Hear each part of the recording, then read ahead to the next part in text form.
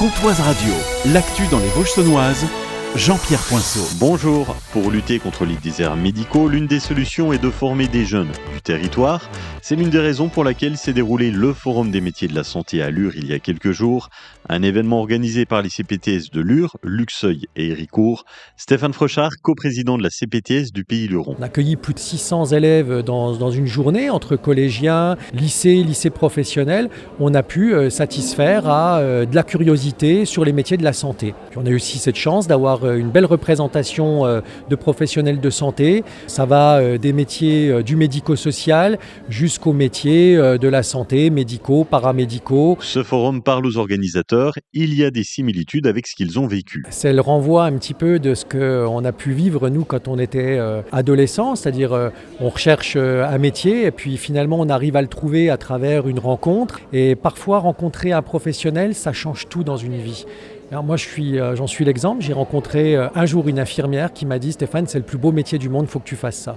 C'est vrai qu'aujourd'hui, je ne regrette pas, 25 ans après, d'avoir fait ce beau métier qui me fait vivre des émotions presque quotidiennes, aussi qui me permet d'avoir un savoir dans la vie, soigner les gens et puis aussi nourrir ma propre famille, puisque ça fait partie aussi de la vie, de gagner sa vie dans un beau métier. Voilà. L'Assemblée nationale valide la création d'un nouveau congé de naissance qui s'ajoute au congé maternité et paternité déjà existant.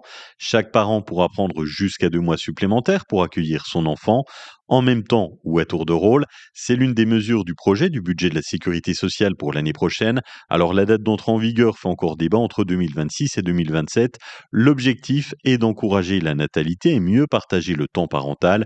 Ce congé sera indemnisé à 70% du salaire net le premier mois, puis 60% sur le second. L'eau du robinet est à nouveau potable au hameau du Liaumont. Après plusieurs jours de restrictions, les derniers prélèvements réalisés par l'Agence régionale de la santé se sont révélés conformes. La contamination détectée la semaine dernière avait conduit la mairie à interdire l'eau pour la boisson et la cuisine et à organiser une distribution de bouteilles d'eau. Le réseau a depuis été purgé et désinfecté par les services municipaux.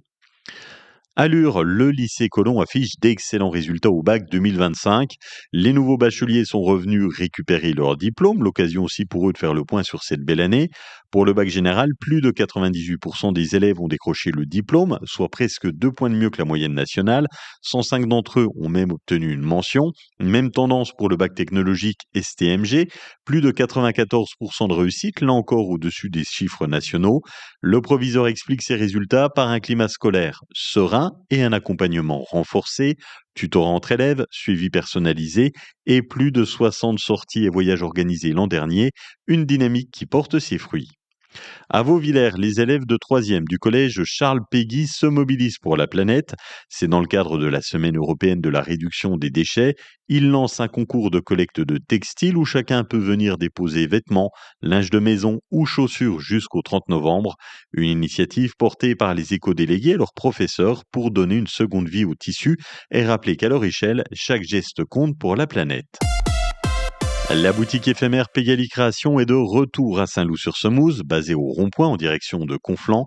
Nadège de Pégali Création. Pourquoi revenir? Parce que nous avons eu un accueil chaleureux durant tout cet été et on nous a demandé de rester là, donc avec une nouvelle proposition. Des bougies, des articles en bois, du textile, des cartes pour les vœux, des pochettes cadeaux pour mettre les petits billets ou les chèques, les albums photos. Et on a une autrice contemporaine qui vient les lundis en dédicace à Saint-Loup avec ses livres et d'autres livres qui sont à vendre. Une tombola permet aussi de gagner un album photo. La boutique éphémère à Saint-Loup avec Pégali Création. Ouverture vendredi, samedi et lundi de 10h à 18h en non-stop et du vendredi au lundi dès décembre. Le projet de voie verte Saône-Vosges avance. La communauté de communes de la Haute-Comté va lancer les consultations pour les marchés publics. L'objectif, débuter les travaux l'année prochaine. Cette voie verte, avec un peu plus de 60 km, dont 40 en Haute-Saône, reliera Port d'Atelier à Plombières-les-Bains, avec un embranchement vers le Val d'Ajol. Le tracé suivra d'anciennes voies ferrées réaménagées pour accueillir cyclistes et promeneurs dans un cadre naturel. Les travaux dureront jusqu'en 2028. Ça commencera par les secteurs de Saint-Loup-sur-Semouse, Aille-Villers, Corbenay et Fougerolles.